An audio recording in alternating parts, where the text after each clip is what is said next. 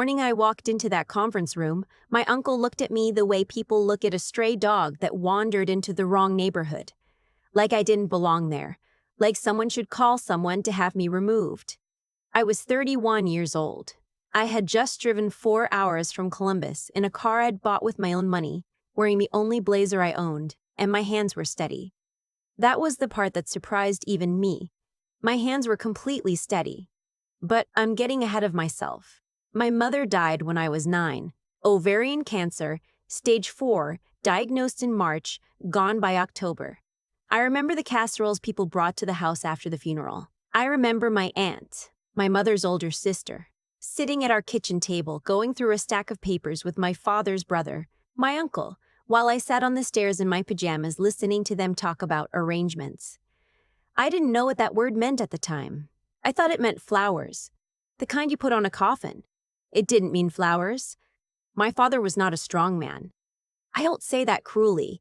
He loved my mother more than he knew how to function without her, and when she died, something in him just went quiet. He signed things he shouldn't have signed. He let my uncle, his own brother, become the manager of the small manufacturing business my grandfather had left them jointly. He let my aunt persuade him that moving into a smaller house would be easier. He let them handle everything because handling things had become impossible for him.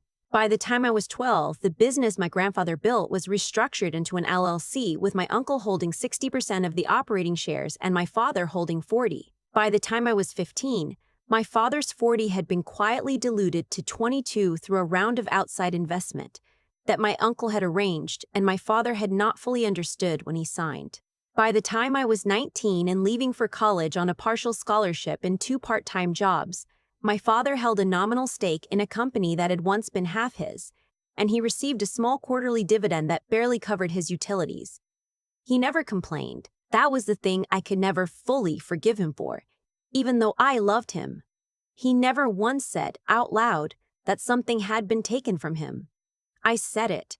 I said it all the time, internally, the way you repeat something under your breath that you're not allowed to scream. I studied accounting at Ohio State. I worked the front desk at a hotel from 6 to midnight 3 nights a week. I ate a lot of rice and frozen vegetables and called my father on Sundays and tried not to let my voice sound like what it was, which was frightened. I graduated with honors. I got a job at a mid-sized firm in Columbus, doing corporate audit work. I was good at it. Numbers had always felt honest to me in a way that people sometimes didn't. My uncle sent me a card when I graduated. A Hallmark card, the generic congratulated. A Hallmark card, the generic congratulations, kind with a graphic of a diploma on the front. He signed it with his name and my aunt's name. No personal note. No acknowledgement that I had done this without any help from anyone in the family, without the college fund my mother had started before she died, which had somehow been absorbed into household expenses during the years I lived with my aunt and uncle between ages 9 and 17. I kept the card. I don't know why. I kept it in a shoebox under my bed for years. I spent the next 8 years doing my job and learning things I wasn't paid to learn. How companies were valued. How family-owned businesses handled succession. How minority shareholders could be squeezed out, and what the legal mechanisms look like. I wasn't planning anything, not consciously. I was just trying to understand what had happened to my family, like a person pressing on a bruise to map its edges. In my late 20s, I left the firm and went to work for a private equity group that specialized in acquiring small and mid-sized manufacturing businesses in the Midwest. I was good at this too. I had a gift for finding companies where the books looked worse than the underlying business, where the real value was buried under bad management or family conflict, or simple neglect. We bought them, restructured them, and either held them or sold them at a substantial multiple. I made real money for the first time in my life when I was 28. I remember the number in my bank account on a Tuesday morning in April, and sitting very still at my kitchen table for about 5 minutes before getting up to make coffee.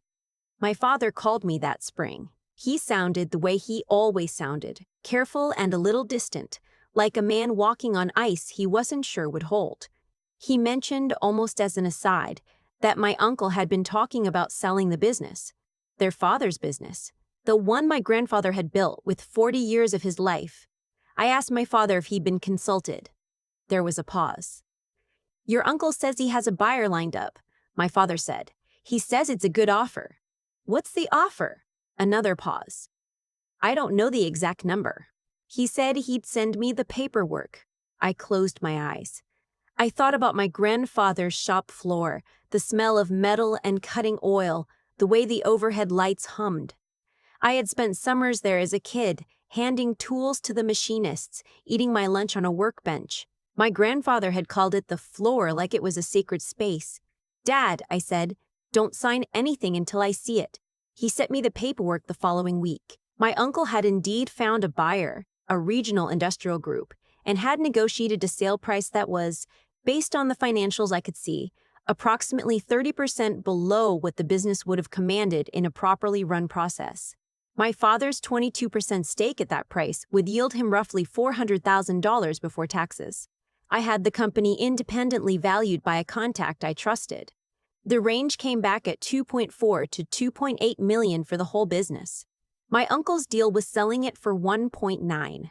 The difference wasn't incidental. It was the kind of gap that happens when you're not trying very hard to get a good price. When you already have a side arrangement that makes the official price less important. I hired an attorney, not the kind my uncle would know about, not someone from the county, not someone who owed anyone a favor. I hired a firm out of Cincinnati that handled minority shareholder disputes, and I paid for it myself. And I did not tell my father what I was doing until I had something concrete to tell him. What we found was not dramatic. There was no smoking gun, no fraudulent transfer, no wire fraud. What there was a pattern, a long, patient, thoroughly documented pattern of decisions that had systematically reduced my father's position over 23 years while keeping everything just inside the boundary of what was technically legal.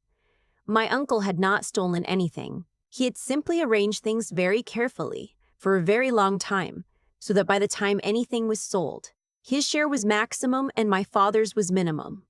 My attorney said we had grounds for a shareholder oppression claim. In Ohio, minority shareholders have protections against majority shareholders who act in ways that are prejudicial to minority interests. It's not a slam dunk, she said. It's not a slam dunk, she said. It's not fast. But it's real. I thought about it for 3 days. Then I called my uncle. He answered on the second ring, which surprised me. He had a voice like someone who had never been challenged on anything important, smooth and a little bored. The voice of a man who had spent decades being the person in the room who decided things. I told him I had reviewed the sale agreement and the company's financials for the last 10 years, and that I had concerns about the proposed transaction price. He was quiet for a moment. Zoe, he said, with a particular flavor of patience that people use when they are talking to someone they do not take seriously. The offer is solid. I've been running this company for 20 years. I think I understand the market. Zoe. He said my name like it was a mild inconvenience. I'm sure you do, I said. I've also had the company independently valued. There's a significant gap between the valuation range and the proposed sale price. My father would like to understand that gap before he signs. Another silence. Longer this time. Your father is fine with the deal. My father hasn't seen the valuation. He will before he signs anything. When I got off the call, my heart was going fast. But my voice during the call had not changed. That was the part I was proud of. That was the thing I had been practicing without knowing I was practicing it for most of my adult life. My aunt called me 2 days later. She used a different approach than my uncle, softer, warmer, laced with references to family and how much they had done for me and how my mother would have wanted us to be close. I listened. I said, I know you've always meant well. I said, this is just about making sure Dad is protected. I did not say the other things I was thinking. My uncle called my father and told him I was being difficult. My father called me uncomfortable, half apologizing for me to me. I told my father gently but directly that the deal was undervalued and that he deserved the right price for his own father's company. He was quiet for a moment and then said, Okay, Zoe. Okay. That was the first time I felt like he was actually on my side. It was a small thing. It shouldn't have made me as emotional as it did. We filed the shareholder oppression action 4 weeks after my first call with my uncle.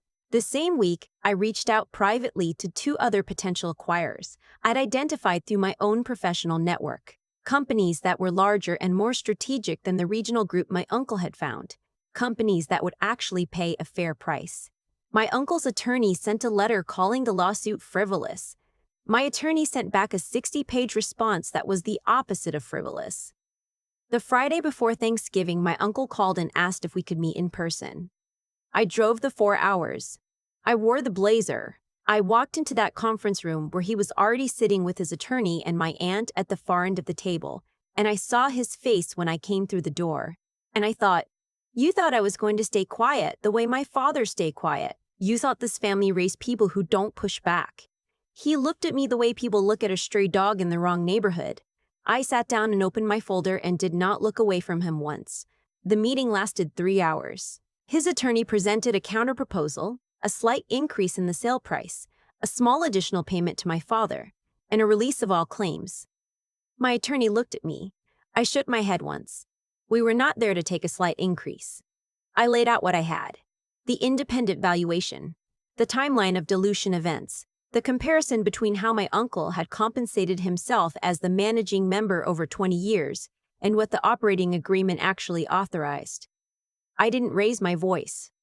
I didn't use words like stolen or cheated. I used words like discrepancy and documentation and fiduciary obligation.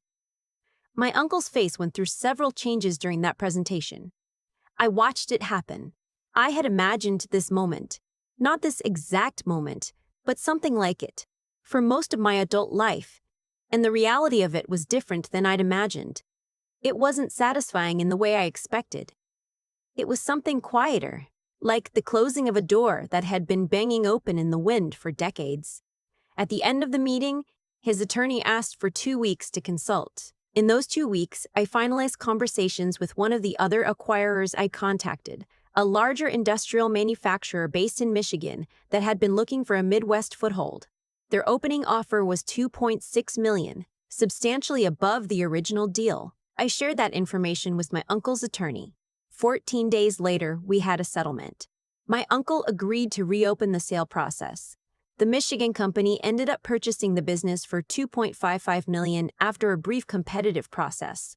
My father received just under $560,000 for his 22% stake, roughly $150,000 more than he would have gotten under the original deal.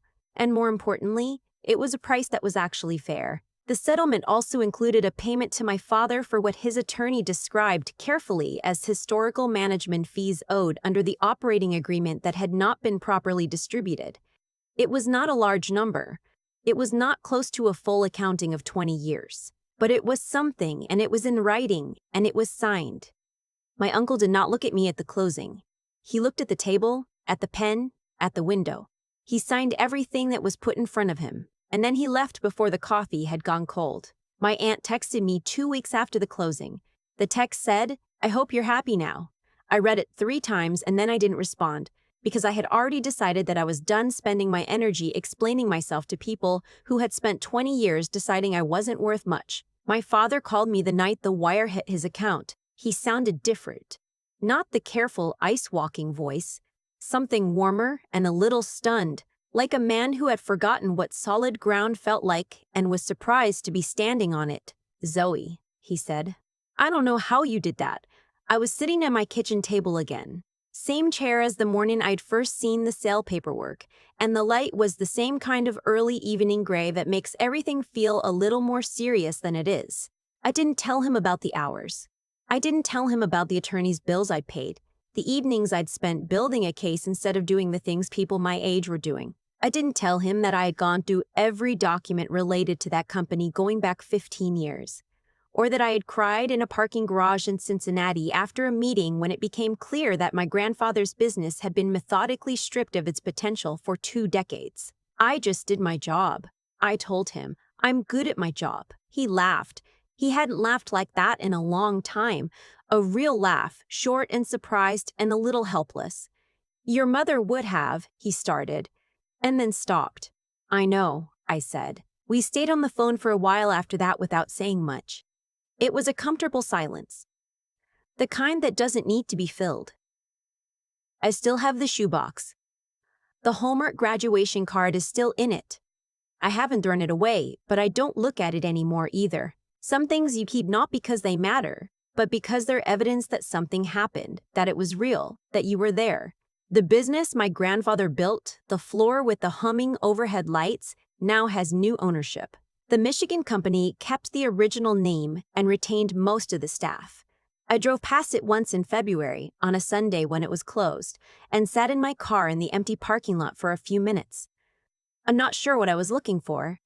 Maybe just to see it still standing. It was still standing. I started the drive back to Columbus. The highway was quiet. The sky was the particular flat white of a Midwestern February, the kind that goes on forever in every direction. And I had 4 hours to think about everything and nothing, and eventually, I turned the radio up and let the miles go by. Some things end. Some things just become part of what you know about the world and carry forward without needing to be explained or resolved or forgiven. You learn that certain people will take what they can take for as long as you let them. And you learn that stopping them is not dramatic. It is patient and documented and done in conference rooms with coffee that goes cold. And then you drive home. There's a version of this story where I stay quiet, where I take the phone call from my father, hear the number, feel the familiar tightening in my chest, and then say nothing, sign nothing, do nothing. That version existed. I lived close to it for a long time. What changed wasn't a single moment. It was more like a slow accumulation of documents, of late nights, of learning exactly how things work when someone has decided you don't matter enough to be told the truth. I think about my father signing papers he didn't fully understand year after year because he trusted his brother and because grief had made him smaller than he was. I don't blame him for that anymore. I used to. Now I just think that's what happens when someone with good character meets someone willing to exploit it. The good character doesn't disappear, it just gets used against itself. What I've come to understand is that outcomes aren't random. My uncle didn't lose because of bad luck. He lost because 20 years of decisions, small, deliberate, self-serving decisions, had built something fragile. It looked solid from the outside. It looked like success, but it was constructed entirely on the assumption that nobody would ever look closely enough, document carefully enough, or care enough to push back. The moment someone did, the whole structure was exposed for what it was. And I was only able to push back because of things I had built in myself over a long time. Not the job, not the salary. Those were results. I mean the discipline of actually understanding things before I reacted to them. The patience to build a case instead of making accusations. The willingness to be uncomfortable. To spend evenings on financial records instead of doing easier things. To sit in a Cincinnati parking garage and cry and then drive home and keep going. None of that is dramatic. None of it makes a good scene. But it's the actual work. And without it, none of the rest would have happened. There's also something I keep coming back to, which is the question of what you do with anger. I had a lot of it. I still do, some days. But anger by itself is just weather. It moves through you and leaves things either clarified or scorched, depending on what you do with it. I chose to turn mine into preparation, into knowledge, into the kind of calm that isn't the absence of feeling, but is feeling that's been put to work. My grandfather built something with his hands and his years and his belief that it would pass to his family. It did eventually, just not the way he intended, and not without a fight. I think he would have understood the fight. I think he would have recognized it as the same thing he did, just in a different room, showing up, knowing your numbers, not letting anyone tell you what something is worth when you've done the work to know its actual value yourself. I'm not sure what the lesson is exactly. I don't think there's a clean one. What I know is that the people who take from others rely on silence, and silence is a choice. So is the alternative.